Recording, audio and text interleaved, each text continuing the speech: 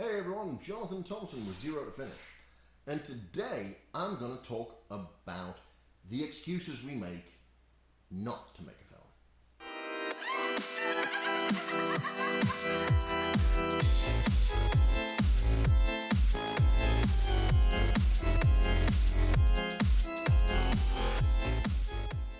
So this video is going to be all about the excuses people make, I have made, other people have made, not to make a film, and why they're complete and utter rubbish. The first one, I've already discussed it in a previous video, valuing back your time, is I don't have time. I personally have never used this one, but I know several who have. I don't have time. I have a busy schedule. I have a busy life. I have stuff to do. Everyone does. But also on the same note, everyone has the same 24 hours in a day.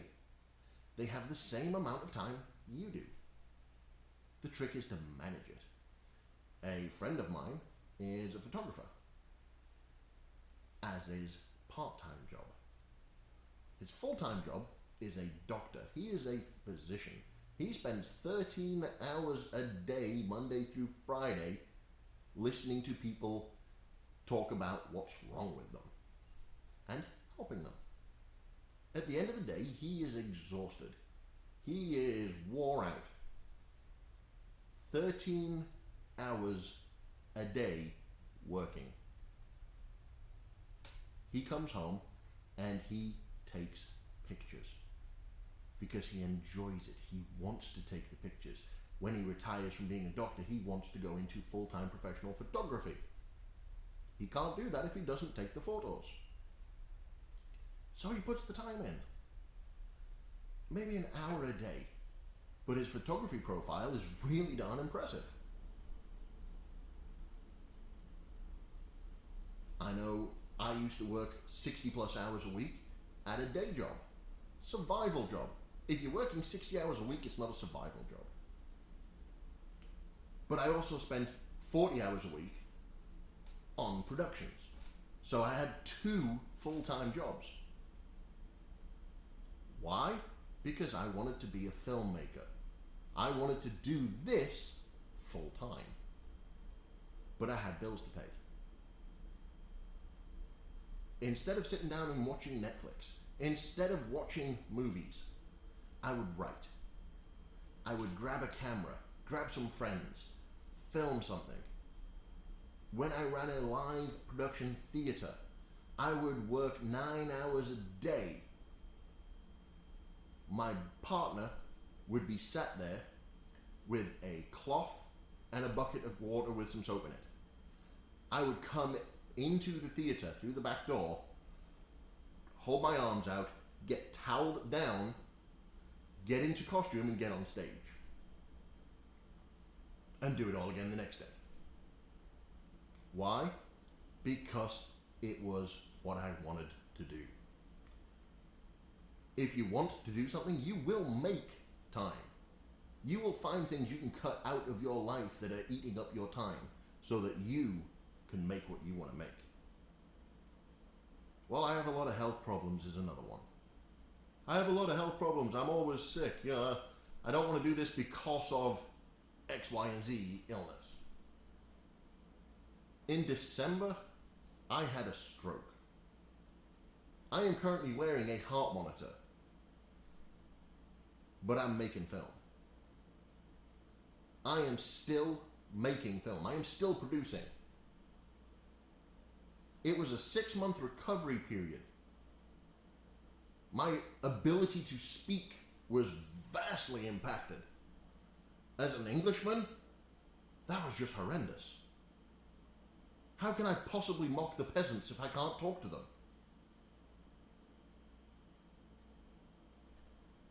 I still did it. I had a lot of help from my friends, from my company partners, from my wife, from our idea guy, Dennis. We had a lot of help to get me back to where I could be making film, directing film, writing film. Luckily, my ability to write was not affected. But emotionally, I was a wreck. I couldn't speak. I couldn't formulate sentences and communicate what I wanted to communicate. Luckily, having the theatrical background that I have, I'm really freaking good at charades. And my wife is really good at interpreting hand signals and facial gestures. So we were able to still produce, get the points across, because we wanted to, we needed to, we were making stuff. So illness isn't necessarily a valid excuse either. It's a reason to put it off. If you are laid up and can't do anything, get a laptop and write. Tell a story. Write a screenplay.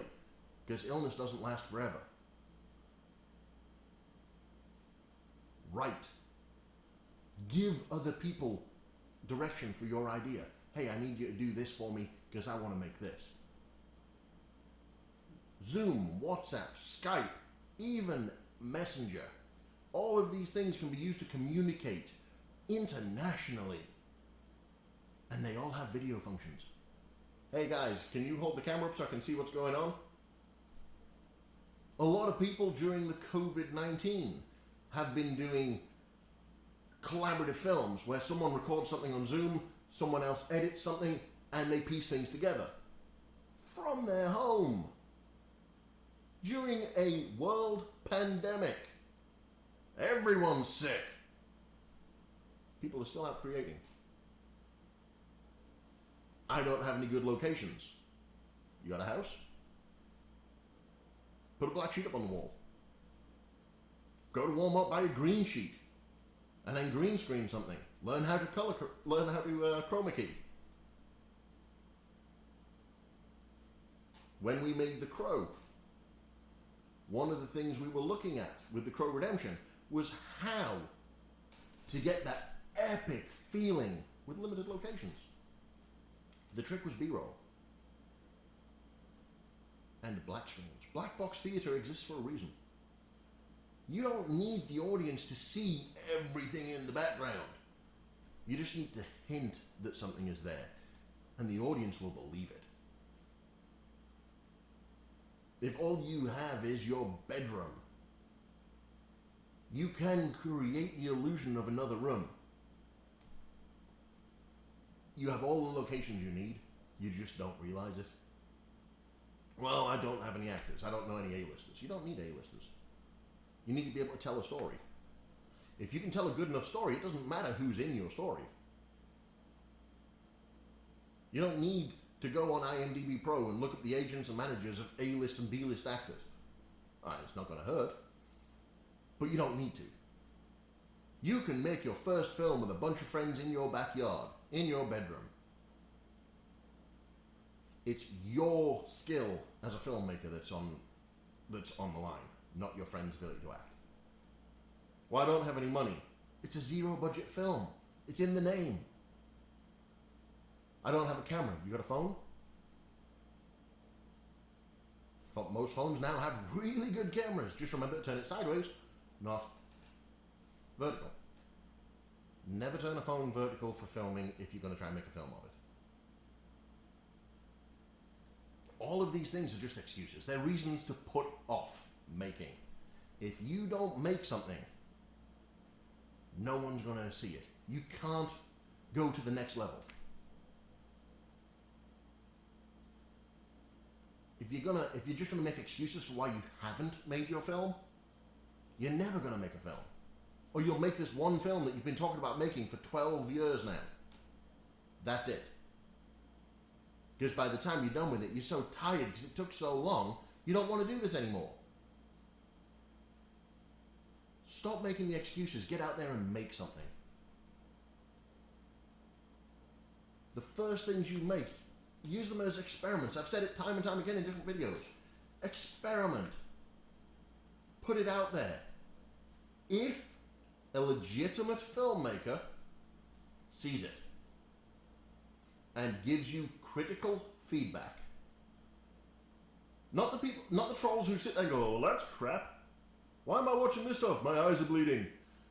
Ignore those fools.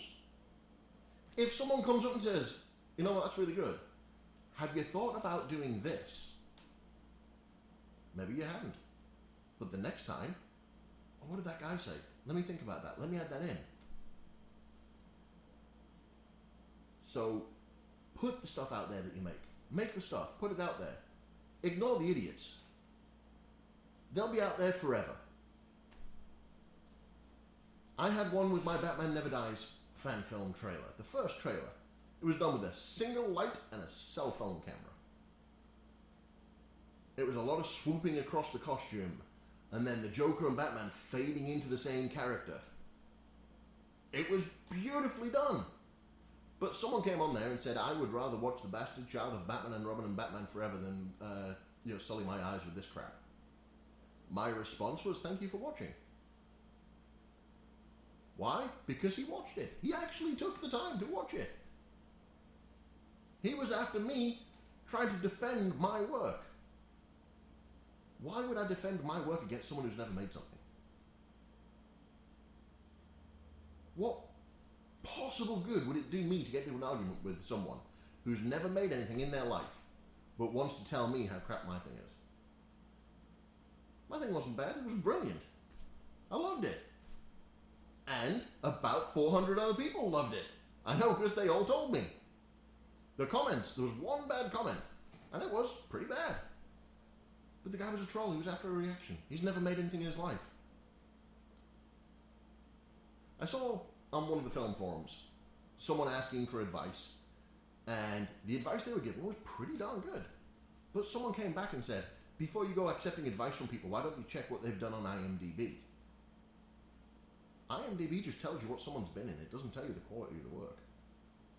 I have IMDb credits. I had IMDb credits I haven't even tracked down and put on my name yet. Why?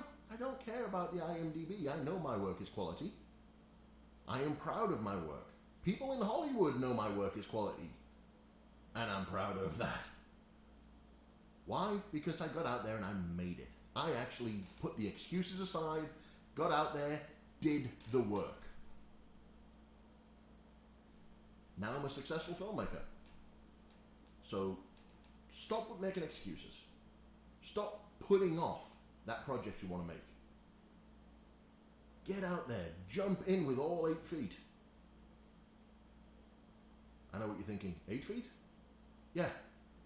You ever seen a wild octopus out in the water? Or a pretty girl who's just got thrown over someone's shoulder? Limbs are everywhere. So jump in with all 8 feet. Grab hold of that sucker and ride it to the end. Have fun. But you need to make it. If you want help making it, hit subscribe. Hit the notification button. Go to jonathanthompson.org. Get a discovery call. I can walk you through step by step on how to make that thing from nothing to market viable product. I can help you make a film that will sell. But you've got to make the first step.